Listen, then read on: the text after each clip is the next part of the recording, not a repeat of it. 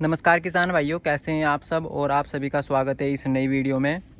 किसान भाइयों, आज की वीडियो में मैं आपको दो गन्ने के खेत दिखाने वाला हूं।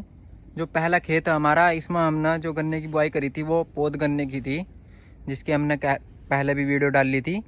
इसका क्या किया था हमने कि पहले गन्ने की पौध तैयार की थी और फिर गेहूँ कटाई के बाद उस पौध को यहाँ से लगा दिया था। और सामान्य विधि पर इसकी हमने बुआई करी थी, ट्रेंच विधि पर नहीं थी, क्योंकि गेहूँ कटाई के बाद हम जो बुआई करते हैं वो सारी सामान्य विधि पे ही करते हैं। तो इस वीडियो का बनाने का मकसद यही है कि आप ये देखेंगे कि जो हमने पौध गन्ना लगाया था वो हमारा, ये देखो कैसा है इस वक्त।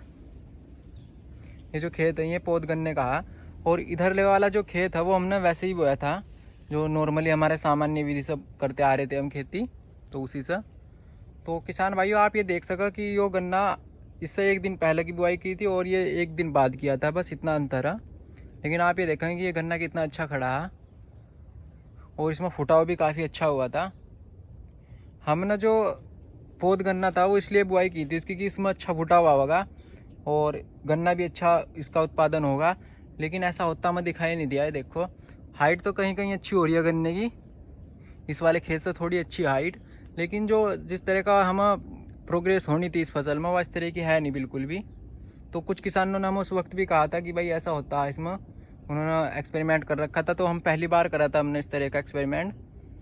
तो इसमें भी बाकी उत्पादन के बाद ही पता चलेगा सही, क्योंकि अभी हम खेत के चारों तरफ ही घूमते हैं, बीच में भी खेत में जाकर देख नहीं सकते क्योंकि काफ़ी बड़े हाइट हो चुकी है अब गन्ने की। बाकी बाहर से देखने में आपको साफ दिखाई दे रहा है। ये देखो ये गन्ना कितना अच्छा खड़ा है। इसकी भी गेहूँ कटाई के बाद हमने बुआई करी थी। इसकी एक दिन पहले कर दी थी और उसकी एक दिन हमने बाद में करी थी।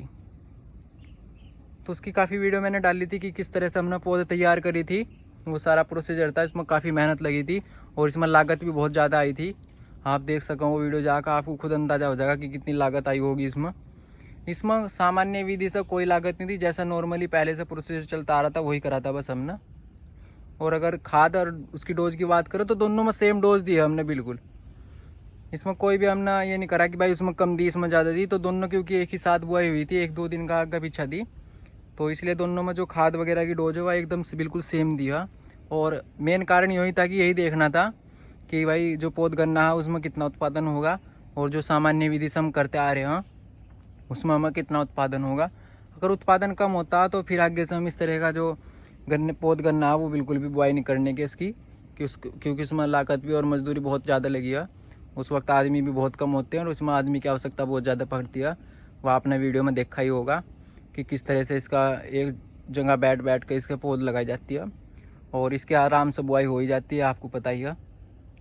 तो फिलहाल मैं बिल्कुल यहाँ से आपको बता दूँ कि ये गन्ना मुझे बिल्कुल अच्छा दिखाई दे रहा है उसकी अपेक्षा, जो आप वीडियो में भी देख रहे होंगे।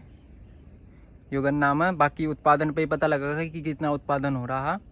अगर उत्पादन उससे कम आता है इसका तो फिर तो बेस्ट है, फिर आगे उस प्रोसीजर को जारी रखेंगे, नहीं तो अब सामान्य विधि से ऐसे ही बुआई करा करेंगे। बाकी आप इस वीडियो का इंतजार करें, जो आपको रिजल्ट पता लगेगा कि कौन से में उत्पादन कैसा हुआ है। तो इस वीडियो में इतना ही। अगर आपको कोई और जानकारी चाहिए तो आप हमें कमेंट कर सकते हैं। मिलते हैं किसी नई वीडियो में, तब तक के लिए धन्यवाद।